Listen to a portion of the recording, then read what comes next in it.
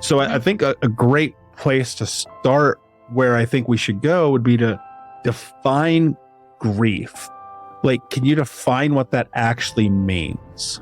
Grief to me is a healthy response to loss of all kinds. It's that simple. It's healthy. It's normal. I really arrived here after my most recent loss, which was the death of my son, Ben. He was 22 and he died unexpectedly. He had a terminal case of depression and anxiety. We can create the life that we're living next. And I was really grateful to realize early on that, there was a life here to be lived and it was mine. And I love that there's now like a name for post-traumatic growth. It's actually a thing that is possible and they're studying. And I think you're exactly right. I don't think we're supposed to be the same person. Because if you've gone through something like that kind of a rupture in your life, and it can be the death of someone, it could be an estrangement, it could be a divorce, a separation, it could be all kinds of different things. We have to start there. Looking at, what's your culture around vulnerability and honesty about what's really going on? Are we all pretending? Or is this a place where most people feel safe to be themselves? And so how in the world do we support each other on both sides of this conversation in this space? The first thing we have to do is... Suzanne Jabour, welcome to the podcast, my friend. How are you today? I'm very well. Thank you so much for having me. I'm excited to have you. I'm looking forward to this conversation because we're going to go to a place that most people do not normally go, and we are going to talk about loss and grief and death. Before we do that, however, I'd love for you to tell us a little bit about your background and how you got to where you are today. Yeah. And first of all, I want to say to anyone who's thinking, oh my gosh, do I want to listen to this episode? We really are going to talk about it in a way that hopefully is inspiring and empowering and has you living with some skills and some insights and some information you maybe didn't have before. Because as you say, we don't talk about it enough. So I ended up here. I realized more and more on the heels of many losses. Someone pointed out to me the other day that I've really, as an adoptee, been a grief expert since I was born because my first loss was my birth mother. And I hadn't really thought about it that way before. And that was so impactful to me to really think about all of the losses that I had experienced throughout my life and how, in a weird kind of way, they've all led me here. I really arrived here after my most recent loss, which was the death of my son, Ben. He was 22 and he died unexpectedly. He had a terminal case of depression and anxiety and died in September of 2020. And that loss, death of a child was just for me next level. I had lost my dad, died when I was about 32. My mom, when I was it's 10 years this year for my mom, so I was 47. So it wasn't like that was my first loss of someone close to me. I had experienced grief after both of my parents, but there was nothing about those losses that prepared me for this one. In that, I think as parents, people say to me all the time, oh, I can't even imagine what you're going through. And I know what that means is they won't allow themselves to imagine what I'm going through. But for those that can imagine it, it really is exactly as horrifying and disorienting and, discombobulating as you think it would be. And those early days of just, sheer horror, really, it's just horror. And then what you do, because for me, I was very clear very early that story that we hear, which is completely false and made up about parents who've lost a child who never recover, quote unquote recover, which isn't something we're aspiring to do from our grief anyway, but, they never recover. They're never the same. They sort of shrivel up and, are never productive or happy or joyful or anything. I knew that was not going to be my story. That didn't respect me. It didn't respect Ben. It didn't respect my daughter. And I knew that wasn't going to be it. So if I wasn't going to buy into the story that I was being told was now my story, I had to kind of write my own. And I had to figure out, okay, if it's not that, then what? If I'm not going to allow myself to be in despair for the rest of my life, then what? And how? And who? And all of the things. And how do I get there? And what happened for me, which was so empowering and powerful, is I got just the knowing, just a download dropped in, and I just knew the path for me was about being conscious and curious. And it resonates so much with how you speak about your experiences too. It's that sense of not turning away of it. That was what the conscious was about. Conscious of what the reality was, conscious of all of the emotions, accepting of it all, mostly the bad and the ugly, but the good as well. And the curiosity was about, if not that, then what? How do I, the early curiosity really was about when I'm sobbing so hard that I can't breathe, how do I breathe? What do I know? What's in my toolbox? Who could I access? Like, how do I figure this out? How do I just breathe? Yeah. And that really became our rule as for my daughter and I was, okay, we can do one hard thing a day. Bless Glennon Doyle. We can all do hard things. So we would plan, like, we'll do one hard thing. And then the rest of the day, our job is just to breathe. Like, that's where we started. We have to figure out how in this post-apocalyptic nightmare that is now our life, do we just breathe? Yeah. And I want to go deep later as we converse into the practicality of it, because I think there's a lot there. And we live in a very strange world and society where death is all around us, but we never talk about it. And it's funny because I say this kind of in a crass way, but sometimes I'll be at a restaurant with someone and maybe they're having a bad moment or bad day and they share something with me. And I look at them and I go, you're sitting on top of like thousands of dead bodies right now, right? And I say that because it's like humanizing the reality of the world that we're in. And it's like, I don't know what you're complaining about with so much frequency because you're alive. The reason I have the benefit of being able to say this, which I do look at it as a benefit, and it's a little bit of a gift in a weird way, was I experienced death for the first time when I was 5 years old. My uncle was drinking and driving, New Year's Eve, died, closed casket. I'll leave it at that. Shortly after that, experienced another death in the family.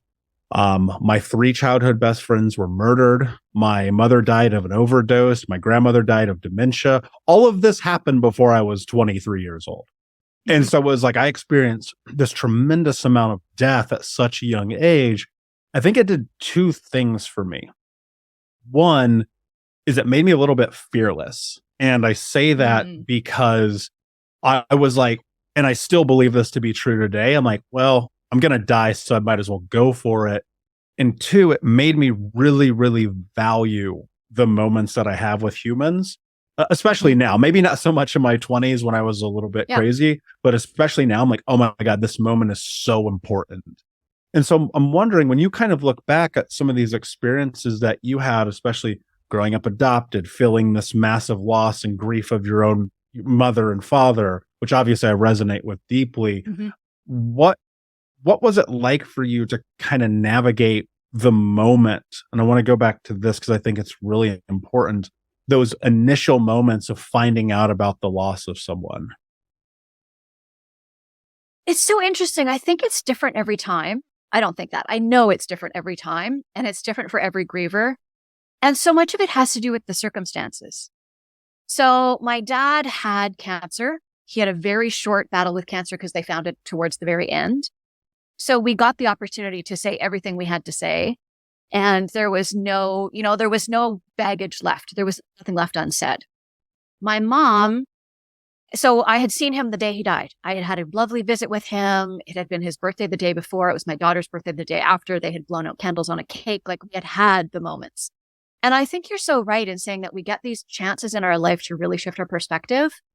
And when he got sick was really one of them for me, because I was in my early 30s. I had an infant and a toddler. I wasn't ready to lose my dad. I wasn't ready for them to lose their grandfather. And so it really shifted thinking about, like, what's actually important and what really matters and what's worthy of complaining about. I'm with you. I have so little patience for people who are complaining about stuff that's like first world pains at best and really self-indulgent at worst. When my mom died, it was a little bit different because she was intubated and in a medically induced coma by the time it got to her. So I didn't get that chance to say goodbye and say all the things. But we had learned from my dad, 15 years before that, that we needed to say, I love you every time we saw each other. And we needed to make sure that as much as possible in fun and dysfunctional relationships, we were keeping the street clean, right? We were keeping that relationship as clean as we could. So there wasn't any baggage. With Ben, he'd struggled with mental illness for a long time, for at least a decade. And so I was very clear as his parent that my role in his world was to be his safe place to land. And I was not interested in arguing with him about how clean his room was, whether he had brushed his teeth, if his clothes were put away, all the stuff that people argue about with their kids. I didn't care about any of that. I knew, because the world was a really hard place for him, that I was supposed to be his safe place to land. And so I had really done that intentionally for a long time. And so even though when he died, it felt sudden, and I literally received that middle of the night phone call from the police, I knew I had done everything. And I knew he loved me. I knew he knew I loved him. And so, I'd been so intentional about our relationship. And I think of it so often. I was at a store not that long ago, standing in line, and a mother and a teenage daughter in front of me. And the mother was upset with something the daughter had done, just going on and on and on. And it was all I could do. And I probably should have pulled her aside and just said to her, if that was the last conversation you had with your child, would you be happy about it? Because we just never know.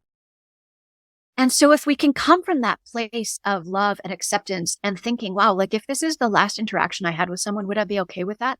And that's not to say we never get angry with each other, or we don't have harsh words, or we don't, say things we regret. Sometimes we do. We're all human. But if we're aware of that and we're going back and making amends and making reparations, then I think it helps in those early moments to know that there's no regret there. Like for me, I really didn't go down that rabbit hole of what if, shoulda, coulda, woulda. Like there was no peace there. I saw that path very clearly. I saw that fork in the road after Ben died, and I thought I can go down that path, and there is no peace for me there. So I'm just going to ignore that path, because I know I did everything I knew how to do, every support we could find for him, every way I could support him, every way we could surround him with good people. I did everything. And he had a disease that I couldn't fix. Yeah. And you can't. And that's why and I've shared this publicly obviously, but like having attempted my own life twice, once when I was 14 and then once when I was 25, like I get it. Like I get it. And it's dark. And I look at my life now heading towards 40, like it would never happen. There's been a lot of work between that moment now almost 15 years ago and to today, but I sit across from people every single day and I see the struggle, the hurt, the pain. And while it may seem, people always say like, oh, it's so selfish when people do things of this nature. I'm like, yeah, to you, it's selfish, but you don't understand human suffering at the level of the person who is suffering the moment. And again, it's not that I like can justify it. I just get it. And you go, man, this is really hard. And for some people, that peace, that thing that we are all seeking, is unattainable. Like I recognize that, and that's a really, really hard thing to come to terms with. And like I think about also being exposed to mental illness at such a young age, witnessing my mother's journey with bipolar and schizophrenia, my grandmother's journey with dementia, many people around me. Well, a lot of this, I think, probably as the results of drugs.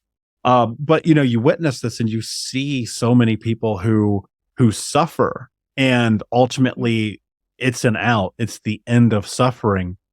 And I think about like sometimes in the journey how I would take a step back and ask myself, well, what could I have done about this?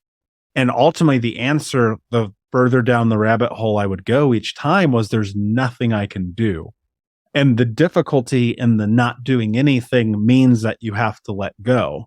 And so I'm wondering, like, when you get that call in the middle of the night and you are now facing this new reality, is there a reconciliation process with yourself?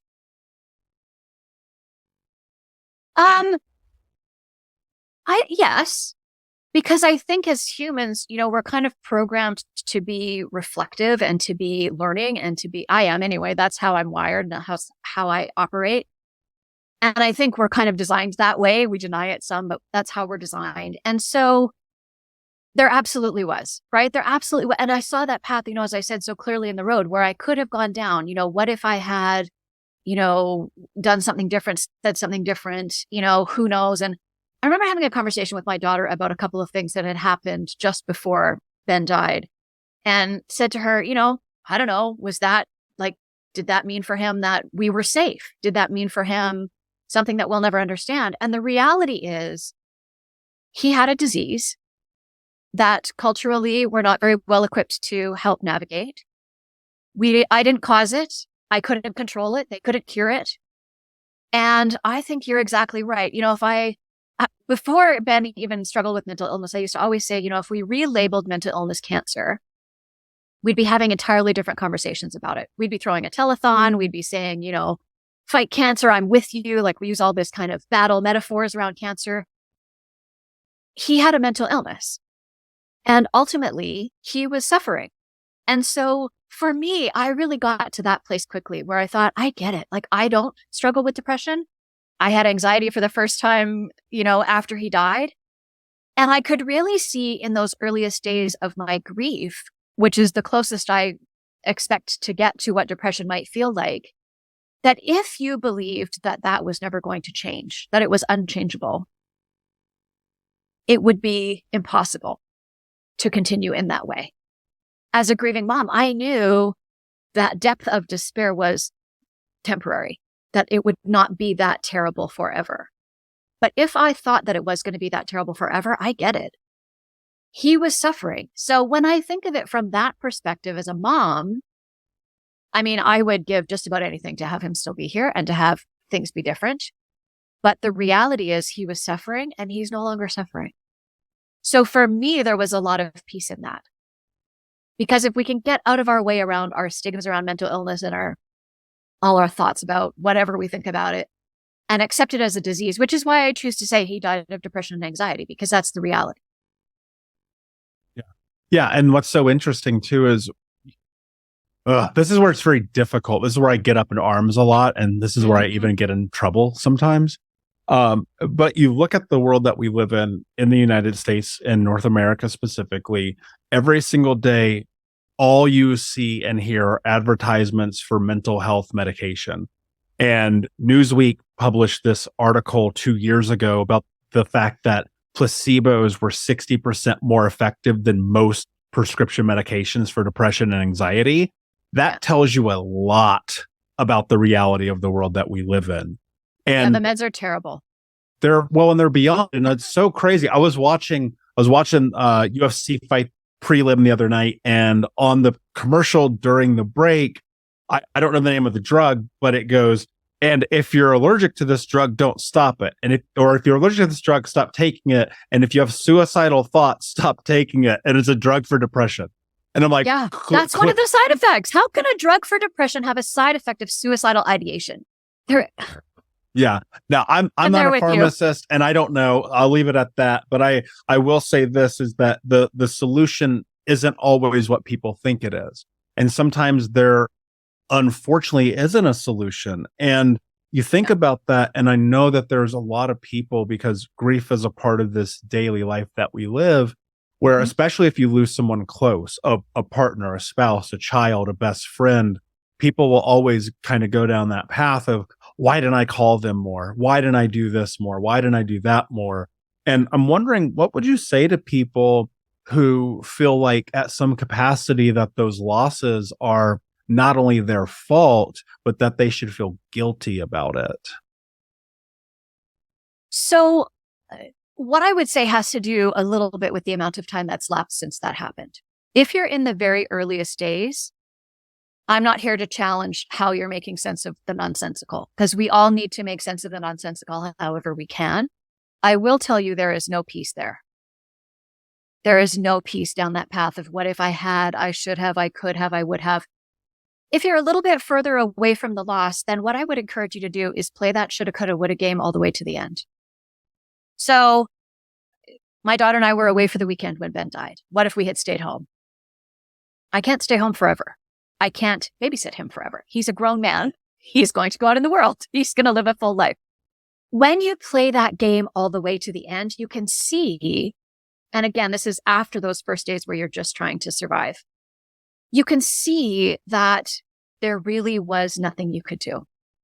And most of us, I absolutely firmly believe, are doing the best we know how in any given moment. And if we can accept that about ourselves, then we can see that, there's nothing we could have done. And ultimately, the other thing to remember is thinking that way is coming from our ego. Because frankly, we're just not that powerful. Mm. I don't have the power to fix what was bothering Ben, fix what was ailing him. I don't have that power. And so if we can accept that we don't have that much power and really look at, I was on a call with a group of grieving, it was a group of bereaved parents actually, and there was another woman who had lost her daughter to a mental illness. And the facilitator said, she had gone for the weekend. Her daughter had reached out that she was struggling. They lived in different cities. She'd gone to visit her for the weekend and then come home and felt really guilty because her daughter died the following week. And what if I had stayed? Okay, but realistically, could you stay? No, because you have a job, you have commitments, you have other things. Like, we just don't have the power. And if we play that all the way to the end, what we're wishing we could have done is probably not possible. Definitely not possible. And also it's like the rumination of the what if will destroy you. Yeah. And I experienced that firsthand. My best friend, when he got murdered, I immediately went to this place in my head where I was just like, dude, why didn't you just pick up the phone? Why did you not just return the call? Why didn't you just go kick his door in and tell him to stop doing drugs and hanging out with these guys? And it haunted me for a good period of time, like a lot. Like, it really interfered with my life. And then one day I realized, I was like, you don't get to decide what people do. No. And it was just like such an aha moment to me, because it was really a coming to a reconciliation with reality. And I love, people are not going to like that you said it, but I love the fact that you said it's because of your ego. Like, you think that you get to control the world, like you're greater than the sum total of another person and their choices. You're not. In the same way, like, you don't get to control if somebody leaves you in a relationship, or you get fired from a job, or you win the lottery, like whatever that thing is. Like, you seemingly have no control over almost anything in life except the way that you choose to react. I want to go a little bit deeper into understanding grief, because I feel like we live in a space and time now where people just don't have any tools, no coping mechanisms, no healthy way to understand this. It's not talked about. You no longer see the flags on caskets when soldiers come home. You no longer see funeral processions. You no longer really see people talking about it. And rarely, if you do, I think most people don't even know how to handle that. So I think a great place to start, where I think we should go, would be to define grief. Like, can you define what that actually means? Grief to me is a healthy response to loss of all kinds. It's that simple. It's healthy. It's normal. I share my story because I want people to understand that what's happening to them is normal. So much for me, even though I had grieved before, besides my parents, aunts and uncles and grandparents and colleagues and friends and all the things, I still didn't know enough about how grief really worked in order to be able to do it properly. Properly is not the right word, because there really isn't a right way, but to do it in a way that for me felt healthy, because there definitely are healthier ways and less healthy ways. So part of my mission is really to talk about it and to share with people what really happens, and that whatever is happening, even if you've never heard about it before, it's likely happened to many people who just didn't say anything, and it's normal. So I think the biggest for me this time around, the biggest thing that surprised me was the brain fog. And that's something that I hadn't experienced before the same way. And I think it's partly because, when my dad died, I had little kids. I didn't have time for my brain to lose itself. And this time I honestly thought, Michael, that, Ben has died. I've lost my son. I am no longer the person I was before I got that phone call. I was very clear that there was the curtain cross, and the person who had existed before the phone call was not the same person as existed afterwards. And now somehow I have instant onset brain disease of some sort because my brain just did not work. To the point that, we talk about confusion, we talk about the inability to concentrate, muscle memory things. Like I talk about showering. If you think about showering, you have a system. We all have a different one. I do shampoo and then conditioner, leave the conditioner in, wash the body, rinse, all the things. We have a system the way that we do it. Those early days, I would stand in the shower thinking to myself, okay, there's water hitting my head and I'm in the bathroom, so I must be in the shower. What on earth do I do here? Like, I just had no capacity to do normal, everyday, functional human things. My daughter tells a hilarious story. We had an idea one day that we should be able to feed ourselves, which if you're struggling to feed yourself, very normal. We struggled to feed ourselves for a very long time. Cooking and shopping and all that is really, really difficult. The grocery store is a huge place of triggers and activators. And so we decided we should make a grilled cheese sandwich. It took us 45 minutes. Now, in our defense, if you think about it, a grilled cheese sandwich actually has a lot of steps. You have to get out the bread and the mayo and the cheese, and you have to put it all together and find a pot, find a frying pan, all the things. But for it to take us 45 minutes to do something that is your kind of, for many people, your go-to easy comfort food. I'm tired. I could do that in my sleep. That's what the brain fog is about. And it really impacts our ability to read. I couldn't read. I still really struggle with dense reading, fiction or nonfiction. I'm reading a lot of fluffy things. My reading grade, I don't know what I have 2 university degrees. My reading level is pretty high. I'm an English major, but just think of the things I used to be able to read and comprehend and remember. That ability is not back yet. And I'm 3 years and a bit out. It impacts our reading. It impacts our memory. It impacts our ability to follow directions. So that sense that I have to do A and then B and then C and then D, which is part of why I think cooking was hard for me. I couldn't hold the thread. So I would get to the first step and then think, oh shoot, what am I supposed to be doing next? I don't know. I don't remember. That's a very common one that people don't talk about because it makes us feel like there's something wrong with us. It makes us feel weak. And all the things that we're, conditioned to not want to share with people that we're feeling, confused, disoriented. And really, once I kind of wrapped my head around that being a real thing and started to do some reading and some research and some learning about it, what the brain's doing is really magnificent. And it means that we're confused and we have a foggy brain for about the first 3 to 5 years. So much longer than we expect. There's all kinds of physical symptoms that happen, pain, tingling, indigestion, increased appetite, decreased appetite, sleeplessness, oversleeping, like all of that physical stuff. And I think one of the things that's really important for people to understand is it's just exhausting. Grief is exhausting for a long time. And if you're grieving someone and you're also like the executor of the estate, for example, or you're having to deal with some of the administrative things, that's just an additional thing that makes it even more exhausting.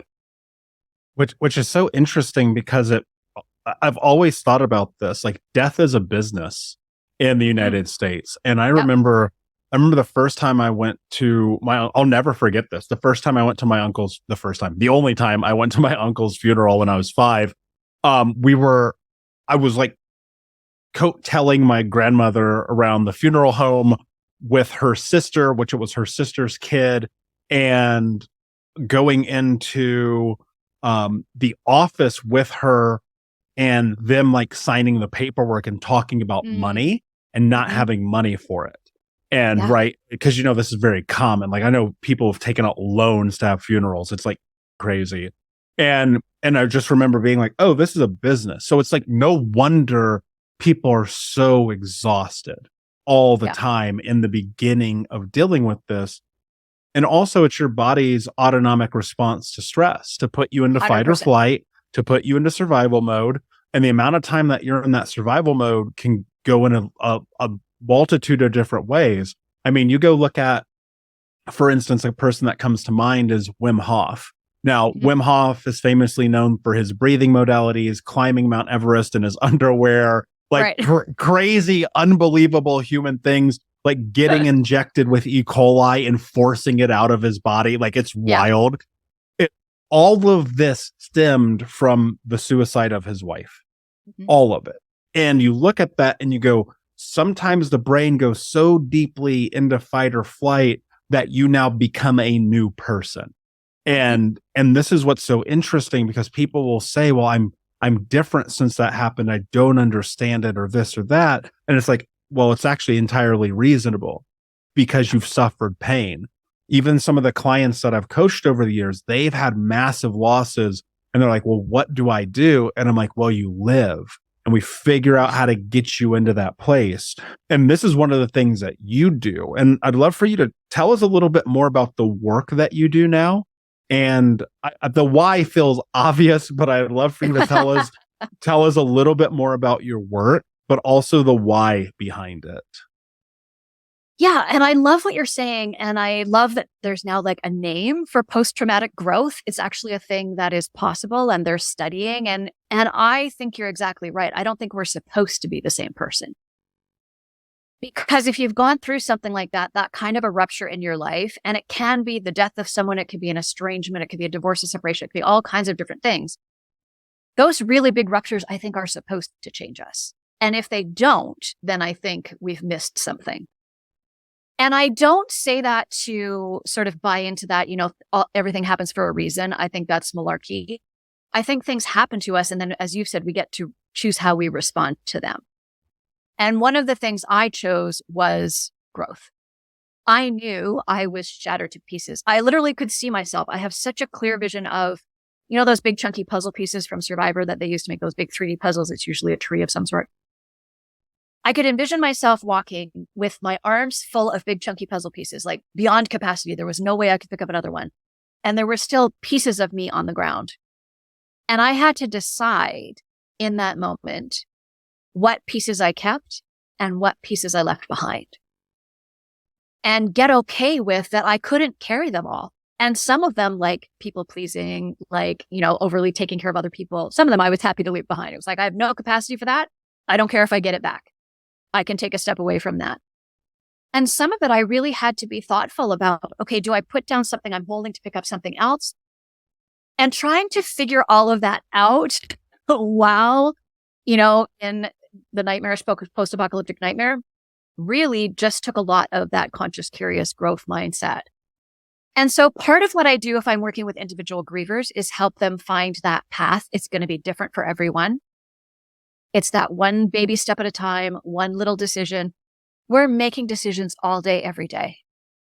If we can make them with some intentionality, with some purpose, then we can rebuild ourselves. We can create the life that we're living next. And I was really grateful to realize early on that, there was a life here to be lived, and it was mine. And the fact that Ben was no longer living his didn't mean, and was never intended to mean, that I should stop living mine. So that's the work that I do with individual grievers. And the place that I love to spend the most of my time really is on the big picture culture shift. Because as you identified for us so brilliantly, we're living in a culture where we don't want to talk about grief or death or loss. We want to ignore it completely. We would like for it to happen privately behind closed doors, quickly, preferably. We don't want anything to do with it. And the reality is, if we understand that grief is a response to loss of all kinds, we're grieving to various degrees all the time. Not always ones that leave us shattered in pieces on the ground, but there's always something that's going on that is creating loss of identity, loss of security, loss of a job, a business. There's losses of all sorts, big and small. So if that's true, then we need to very quickly get better at understanding it and supporting each other through it. So what I love to do is talk, as we've done today, about how exactly grief shows up. And I love to do that in workplaces, because the average leave in the US right now is just over 5 days. And that's restricted by your relationship to the person, whatever the parameters are in your company. Grief experts suggest that we actually need about 20 days off. So most of us are not going to get anywhere near that. We're back at work when we're still in the acute phase and we don't even know which way is up and we can barely breathe. And we're supposed to show up like nothing happened. And workplaces in general mirror the gap in our society. There's a gap there of understanding, of knowledge, of skills, of support structures, of policies that would allow grievers to come back to the workplace and be fully supported. And that helps them to reintegrate more quickly. And it really shifts the culture of the company to one of really deep compassion and support.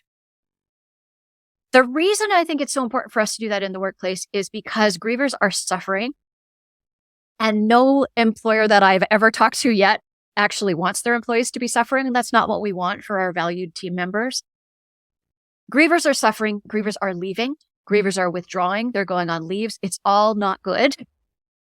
And, companies for the most part genuinely care.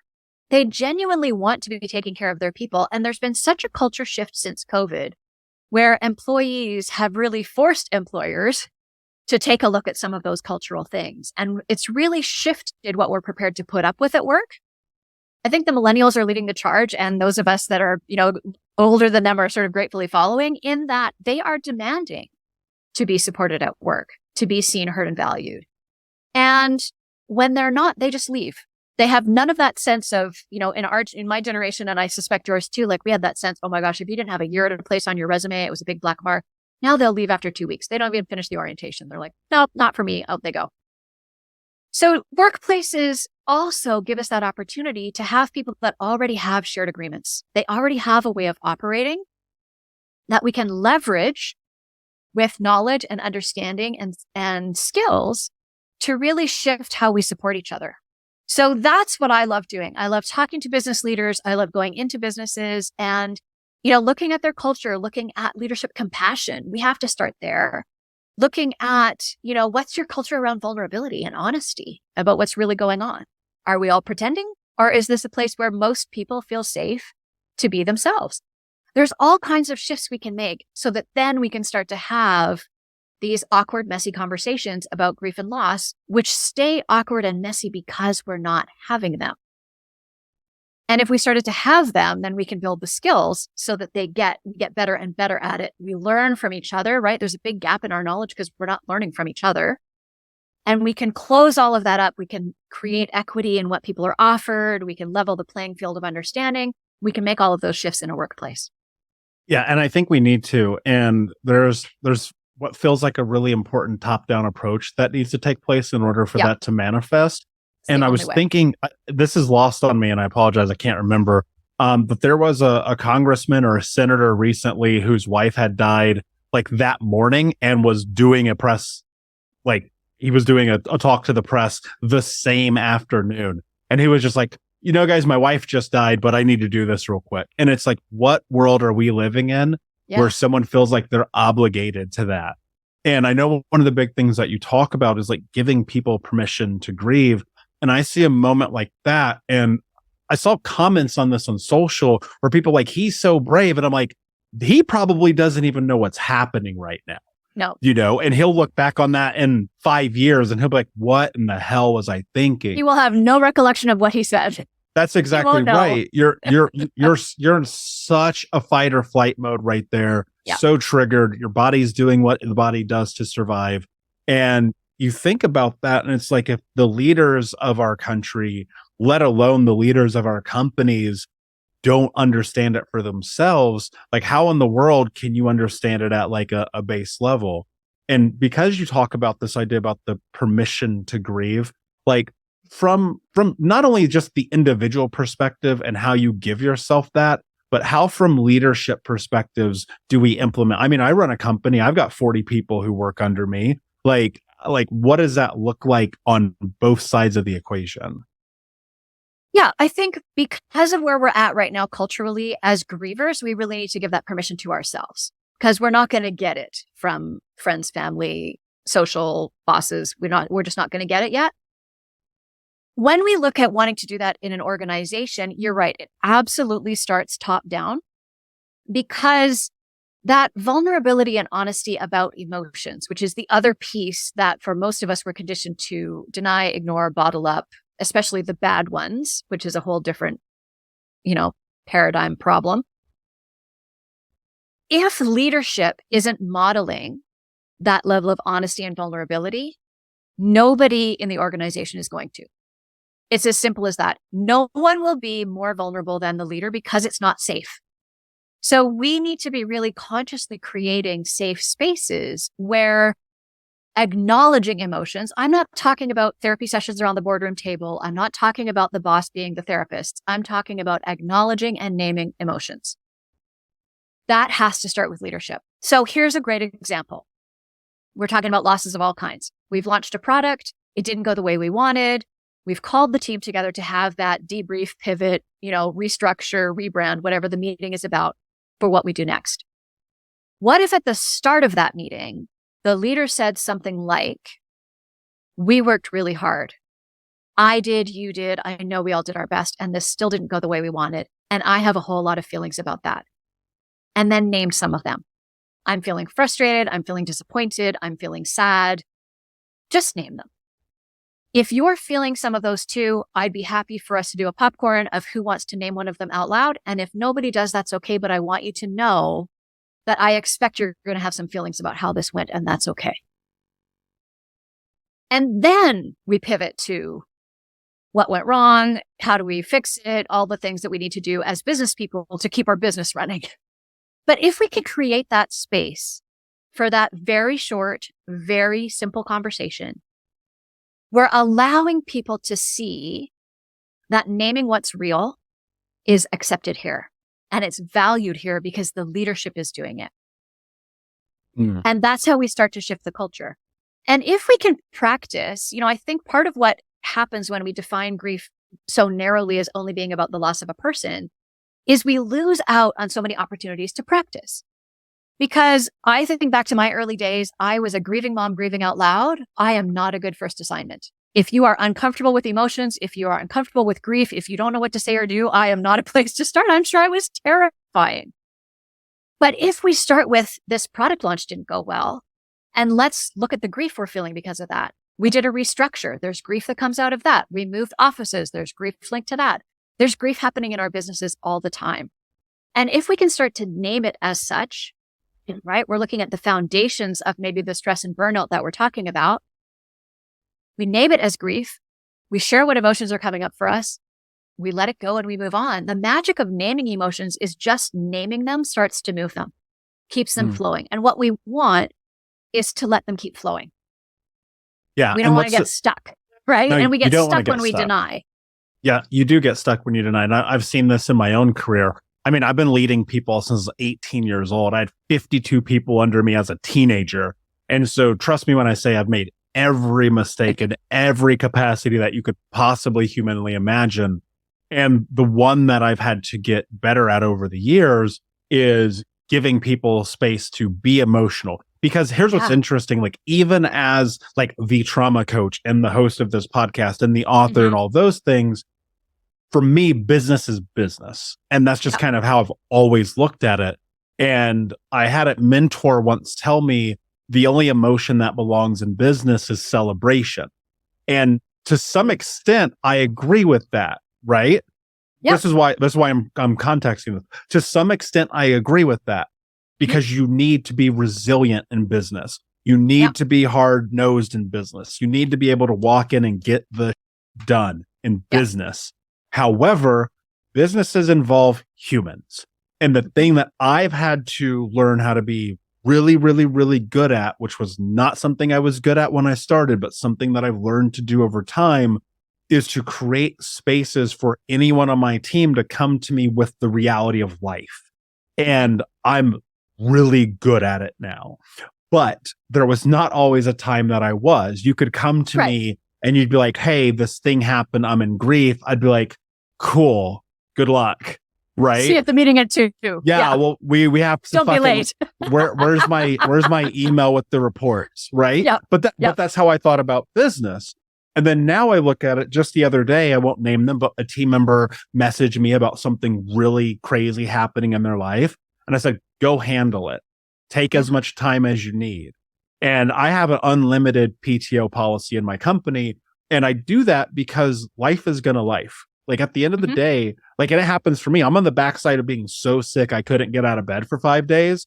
And so like I'm doing emails in bed but I can't have calls, I can't do podcasts. Yeah. And it made me think about something that you said, which I think is really important that people kind of overlook, is that you said from a scientific and research perspective, we need 20 days to grieve. And I kills me the idea that you could have one of the most traumatic losses in your life and expect to be functional a week later. But I apply this same ideal to you just got a breakup or a divorce or you went through Yep. this or went through that. My last breakup took me out of the game for months. Like it really, really messed me up. And it's like that person's still alive. I'm still alive. We had to pack up things and move separate. And this was almost 4 years ago. But you look at that, and the thing that comes to mind for me, it's like, imagine what happens if somebody dies. Yeah. And that's such a great point that you made talking about this 20 days. What I'm going to go into this permission a little bit deeper. Mhm. And the reason why is because what I attempted to do when I've suffered losses or grief or whatever, however we are defining it, nose down deeper into work. More gym, more work. More gym, more work. And How'd that work out for you, Michael? I made a lot more money and I got in better shape. But here's the downside. Yeah. I was an emotional recluse. I get stuck. I get lost. My friends are like breaking my door down, dude, what's going on? And so I'm wondering, you talked about this idea of people need to first give themselves permission. I don't think you and I have effectively gone into that yet. What does that look like? Because as a leader, I don't know if you don't tell me. Right. And I think that's part of the permission, right? Part of the permission is to know, to give yourself permission to not do what you did, right? To not just numb it with whatever. There's a million ways we can numb it. And we need to do some numbing to survive, right? It's okay to be in freeze mode. That's all right. But what we need permission for is to feel all the emotions, to share what's true for us. You know, one of the most interesting things about grief is it's a unique experience for everyone. It's this universal thing that's happens that's unique every time. The one commonality for everyone is that grief needs to be witnessed. We need to be seen and understood for what is happening to us and what we're experiencing. And in a culture where we don't have permission to grieve at all, we need to find witnesses. We need to find people that we can share our truth with, that we can talk about what's happening to us, that we can talk about our loved one, that we can talk about where we're struggling, where we're doing okay. We need places where we can be witnessed. And that's one of the things that we can do in the workplace by giving permission for showing up in the state you're in to be okay. And yes, I understand the drive that we need to be in business. But as you said, you know, our business is done by humans. And we know that if they're really struggling and if they're having to deny a huge part of what's true for them in order to be calm and collected at work, they're not functioning the way we need them to be in their job duties.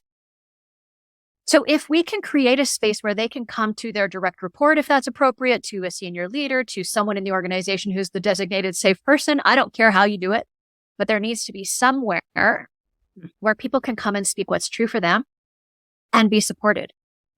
So whether that looks like they go to flex time or they go to a hybrid model of work and home and at the office, you provide meals for them, you provide a shared calendar so they don't have to worry about what meetings are. There's a million things we can do that are cost neutral or very low cost that really make a difference in how we support people.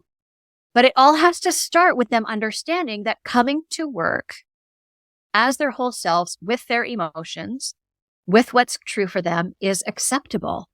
And that's where that leadership modeling and that explicit giving of permission is really important, because we're all operating from that place where we've had mentors say, yeah, the only emotion that's allowed here is celebration. Like we just look at what's good. And, you know, I'm old enough that I first came into the workplace when leave yourself at the door was the very normal understanding of how the workplace operated. Like we went to workshops where you talked about how you could like write down everything that was bugging you in your personal life and leave it outside the door and then go into the office. We were so disconnected from ourselves and our reality. It was really, really not healthy. And we see that now. We know better. So now we get to do better. And the next step really is to create a space where it's explicitly permitted for you to bring your whole self, for you to bring what's true for you and get supported. Because as you are struggling, as you are grieving, even in those very acute days when you're back a week after your person has died, you can still be productive. And most people really want to be at work, right? We need to be financially. Most people can't afford to take an extended unpaid leave. And that's mostly what's being offered if you need more than the however many days. Most people can't afford that. And the other thing is the workplace often is a really great respite. It's a respite place from our grief because we get to show up. We know what our tasks are. We know how to do them for the most part. It's really tough if you're in a new job. It's really hard. So you need to extra support those people. But if we're in a job we've been doing for a while, we have a comfort level with our duties. We can do them with a little bit of ease. And it's a place where we get to feel connected to that normal world that for the most part feels like it's kind of proceeding away without us. So we get to touch normal. We get to test reintegration, right? We get to test and practice. Like, what does a conversation in the coffee room work like now? Like, for me, and I know for so many grievers in those early days, we really don't even know how to talk to people anymore because my reality is so different from what everyone else is talking about that it's really hard to make that connection. So work can be a really great place for everybody, right? The griever and the support people to practice all of those things. And it's only going to work with intense compassion from everyone, with some knowledge, with some skills base. You know, we have to learn the skills that we don't have because we've grown up in a culture that wants to ignore grief now, right? As you said, it's so interesting. We don't see hearses in the road anymore. We don't see funeral processions going to the cemetery. We don't see grief. We're not laying someone out in the parlor. It's now a living room and we watch TV there. We don't do death the way that we used to. So there's even less opportunity for us to talk about it. Yeah, which is less opportunity and more awkwardness. And the thing that keeps coming to mind as you're talking about this is, okay, it's hard to make the connection. It's hard to find the support. It's hard to show up as yourself in the workplace, let alone in friendships or reality. And you look at this and you go, my first thought is it is so awkward to sit and have to be in the space with someone. I'm being very selfish in this moment because I want to create context about the way people think. And you sit and you go, I don't want to have to deal with your problem. And then on the other side of it, I'm like, oh my God, I'm a problem. These people probably think I'm helpless and I can't do anything. And every 5 seconds, Pam keeps coming up to me and, are you okay? Can I help you? Pam didn't give a shit about me 2 weeks ago. Pam doesn't give a about why is she over here all the time? And so I'm wondering, it was like, I'm right. And so it's perfect. Like, that's brilliant. That's exactly it. And so how in the world do we support each other on both sides of this conversation in this space? The first thing we have to do is admit that we don't know. We don't know. We don't know what to say. We don't know what to do. We all feel awkward. We feel tons of fear. And we have to approach it from a no shame, no blame place, right? We don't know any of those things because no one ever taught us. And then we're supposed to somehow respond to someone's most catastrophic moment with an empty toolbox. So we need to fix that. We need to let go of all of that. We need to feel the fear and do it anyway, right? These are all immense acts of courageousness, right? Takes courage. And if we're having conversations as an organization, right? If I come in and then we're having meetings where we're talking about how does grief really work? Where are we creating grief in our workplace? We're opening up those conversations. We're all sharing how awkward we feel. I'm there to say, yes, this feels uncomfortable. I'm a professional. I am living, breathing, talking this 24/7, and I feel uncomfortable, and it's okay. We're learning a new skill. It's supposed to feel weird, right? If you think back to the first time you drove a car, I remember it vividly because my mom had a standard and she decided I should drive home from taking my paper test where I got my learners, and we lived somewhere very hilly. I will never forget it. It was awkward because I didn't know what I was doing. And then I got better. I learned, I practiced. We need to create opportunities to express how uncomfortable we are, learn new skills, practice them. That's how we get better at things. We go, I don't really know how to do that. I wish I knew how to do it better. Because that's the other thing I hear from people all the time. They want to do better. They want most of all to do no harm, but they don't know how to do that. So let's talk about it. Let's create a culture where we have those conversations, and it's okay to say, I don't know. My I don't know reflects our cultural I don't know. None of us know. Let's find out together. And the other thing that's super helpful is to have a policy. If you have a return to work policy for people who are injured, where you talk about what accommodations can be made, what supports can be offered, all the different things, what their reintegration schedule might look like, we need something like that for grief. Because what that allows us then is a structure for this awkward conversation. So the supervisor or the direct report can pull out the policy and say, great, let's look at this together. And then we have a framework for that conversation. So we're not trying to make it up as we go along. We're not feeling scared we're going to say or do the wrong thing. And let's be honest, we're going to say and do the wrong thing because we're learning. So go back, make amends, apologize. We will all be fine, but we have to try. We have to do it. Yeah. And Pam, respect my space. I already told you I'm fine. Right. And that's, and I just thank you for reminding me, because I did want to talk about Pam. And what I hear from business leaders, and you could probably resonate with this as someone who's like celebrations only. What business leaders tell me is they don't want a lot of drama. So when I start to talk to them, they're like, oh, it's going to be very dramatic. And what I have to tell you is it actually reduces the drama. Because if before that person comes back, you've had a conversation with them about what they want that return to look like, and then you've talked to their team members to say, you know what? They just want to be left alone for the first week. And then could you come and, share what you have to say with them? Or please, everyone come the first day because they'd rather get it over with, right? You can have told everybody for them so they don't have to keep telling and saying the most awful thing that they have to say over and over again. You can give them permission that when they feel overwhelmed, they get up and they go for a walk. They get up and they go to a quiet space. Nobody needs to be sitting crying at their desk. We don't need to be crying in the bathroom. We know grief is overwhelming. The emotions are really big. Sometimes we cry. So from there, how do we as a group want to deal with that? Do we want people to be crying in the bathroom? No, of course not. Nobody wants that. So do we have a quiet room? I know in COVID, one of the big hospital systems in the States set up serenity rooms for the nurses. And I thought it was so brilliant. We do it for preschoolers and kindergartners, right? Go to the quiet corner, sort yourself out, calm yourself down, and then come back. But as adults, somehow we're just supposed to skip that part and we're just supposed to be fine all the time. It's not how we work. Yeah. So create a quiet corner equivalent, right? When you feel overwhelmed at your desk, yes. Fire me a text, take your phone with you. I'll know if I don't see you at your desk. You're off for a quick walk and you'll be back. If I need you in an emergency, I can phone you. There's no drama to that. The person just gets up and takes care of themselves. Pam doesn't have to come and be like, are you okay? What's going on? Tell me about it. They don't have to because nothing is visible. We're all taking care of ourselves because we're grown-ups. Yeah. And I'll tell you this, as a leader and from a leadership perspective, I don't want people to feel like that there is shame in their emotions. Yes. And here's where it gets difficult, because I want to go into this too. Statistically, we spend more time at work, whether you're a W-2 employee or a founder like me, we spend more time at work than we do in any other environment. And you said something that I think is so important, in that we reduce the drama on the front side by having the conversation, because you're removing the elephant in the room. And that to me is so unbelievably important, because I want my people to be successful.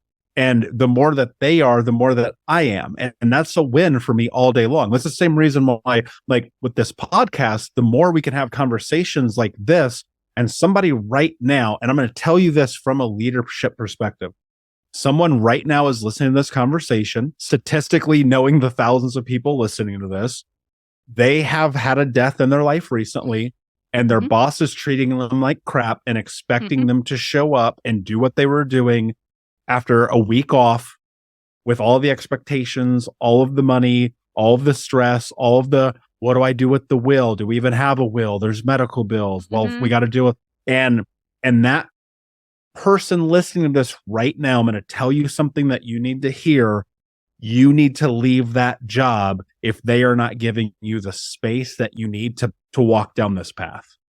Because there is absolutely no way, if dealing with the worst thing that's ever happened to you, you're not getting the support that you need. And let me preface this as well. It's not my job as a leader. Go to therapy, get a coach, go to a grief group, go and do whatever that is not my job here. My job is to make sure that you are good and supported in the space in which you are under my supervision, because you're like a toddler to me. Lord knows I got to make sure you're good.